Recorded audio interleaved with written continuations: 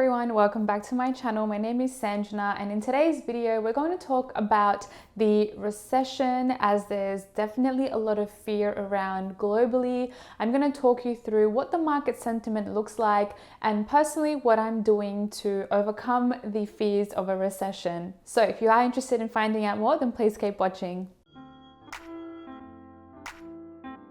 So just to build a little bit of a picture as to what's going on in the economy globally in terms of all the markets, let's go through a quick rundown of what the market sentiment looks like. So let's get started with stocks. Now we can definitely see that the fear and greed index is actually a measure that just shows how fearful the market is or how greedy the market is. So at the moment we can see that the fear and greed index stands at 14, which is extreme fear in the stock market. We can also see that from a month ago, we can see that the fear levels were at 32, which is just fearful, but now we've entered into extreme fear. Also, having a look at the stock market, let's take the S&P 500 for example, we can see that year to date, it has dropped by 17.15%. Now, for the stock market to be technically considered to be in the bear market, it has to have dropped over the 52-week high by 20%. Obviously, we're not there yet, but there are signs that we are headed towards that.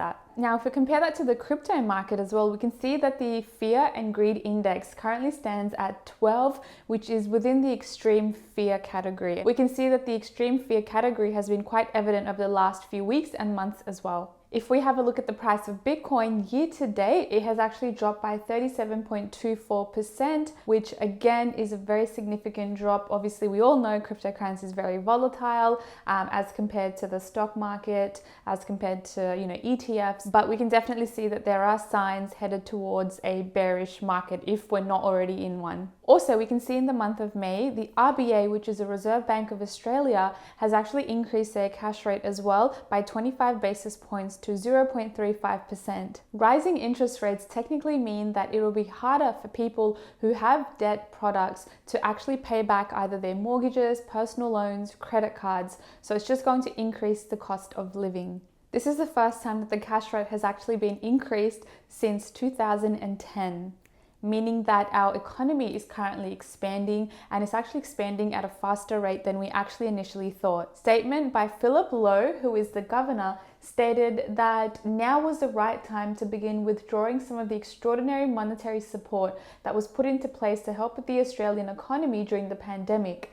Now that the economy has proven to be resilient and inflation has picked up more quickly and to a higher level than was expected, given this and the very low level of interest rates, they thought it was appropriate to start the process of normalizing monetary conditions. Also, we know that inflation hit its peak at about 5.1% as well. This ultimately means that the cost of everything is going up. We can see that fuel prices are going up as well. The cost for just doing your normal grocery shop has increased, and it's definitely hurting the pockets of many Australians out there. So the RBA has stated that they are actually looking at doing what is necessary to bring inflation targets back in line to the 2 to 3% target. So that means there will be further increases in the cash rate and interest rates in the year ahead. Now, one credible source that I highly recommend all of you guys definitely read up, especially if you are in Australia and you want to know more about the economic outlook of Australia and where things are headed, I highly encourage you guys to read the Statement on Monetary Policy. It comes out, I believe, every quarter,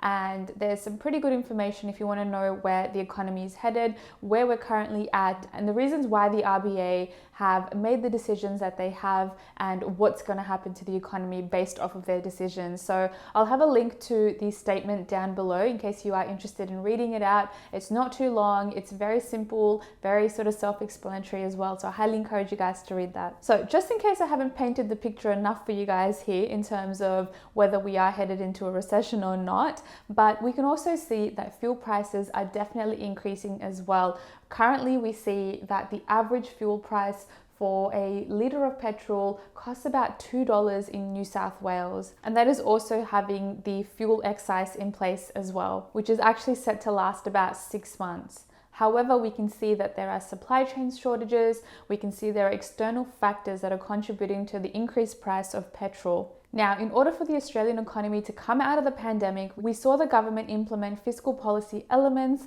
like JobKeeper and JobSeeker, just so that the economy could still be somewhat stable. Now, like I said, that interest rates on mortgages are increasing as well. I've got a little statement here that I want to read out to you. Now, it is the roll-off of pandemic fixed rate mortgages from the 2% to variable rates that are already considered to be doubled and projected to go much higher. About $500 billion worth of resets are scheduled, which is roughly a quarter of Australians' total mortgage book. Now, the reason that I read that out is because obviously we're seeing that interest rates are increasing. It's more costly to pay back for your mortgage. And when did we last see this happen? During the GFC as well. A lot of people had mortgages which they couldn't really pay off. And with the increase of interest rates, a lot of people were defaulting on their loans as well. So here again, we can see a similar sort of sentiment as well. So technically, what is a recession? A recession is where there are 2 consecutive quarters of negative GDP growth. Now, the last time that happened was during the pandemic.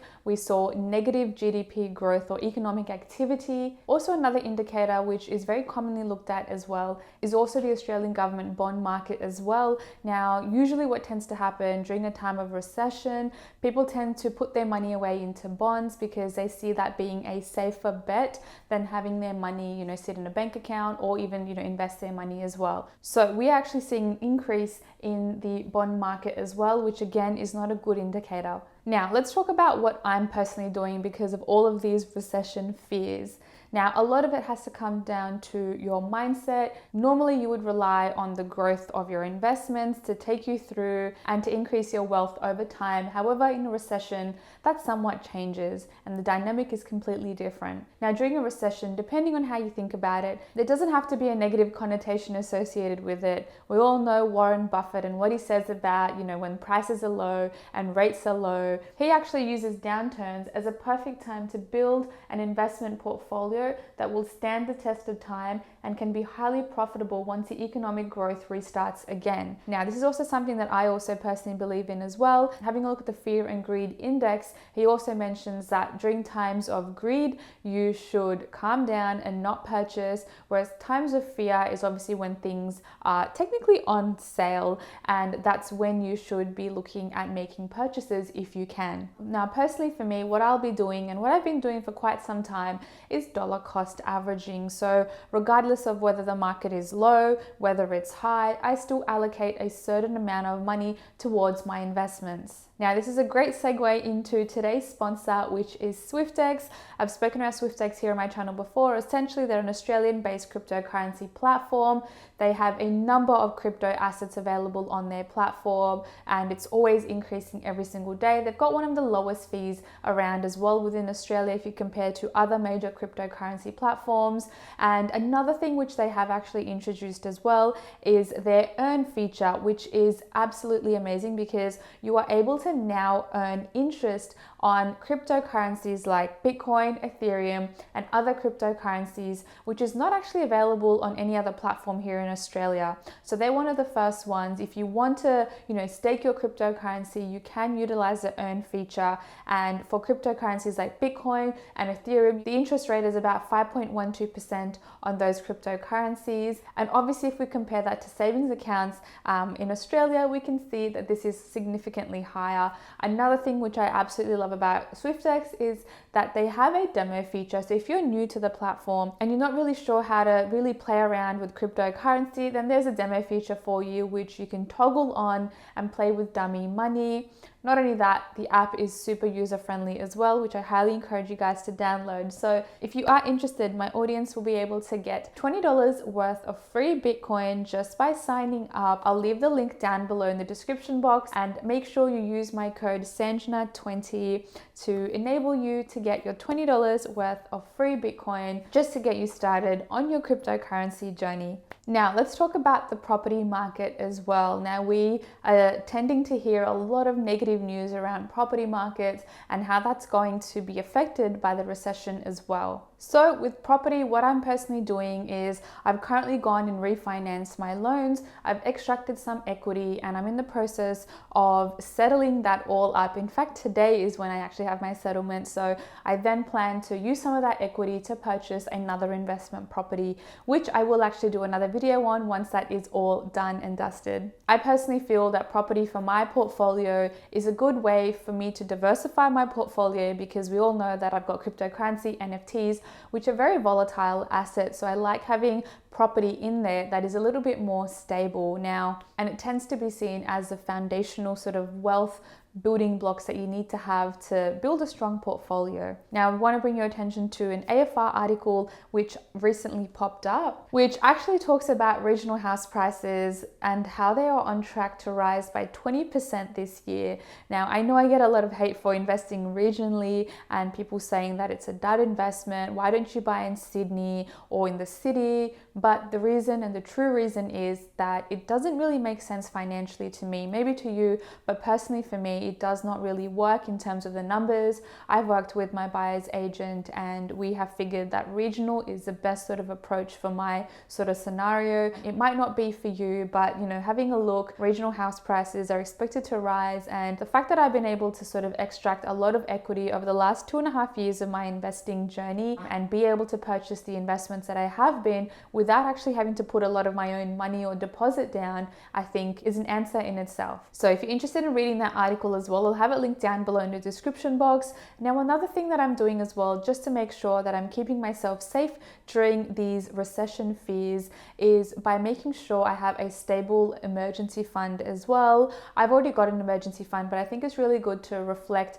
and review it from time to time to see whether you need to top that up and increase your emergency fund. Obviously, another thing that I do as well, because interest rates are increasing, we are seeing that it's more costly to have debt. I personally think that paying off your credit card in full every single month is the smarter choice, because with the increase in cost of debt and interest rates increasing, it just doesn't really make sense. So essentially, that is my quick wrap up of these recession fears, what the market is feeling. Consumer confidence is super low as well, and essentially what my plan of attack is. So if you are interested in checking out any of the articles that I've mentioned, I'll leave them down below, and also the $20 worth of free Bitcoin by using my code Santana20, and the link will be down below as well. I really hope you guys found this informative and educational, and if you are interested, then please do follow me over on my investing journey over on my platforms Success by Sanjana on TikTok and Instagram,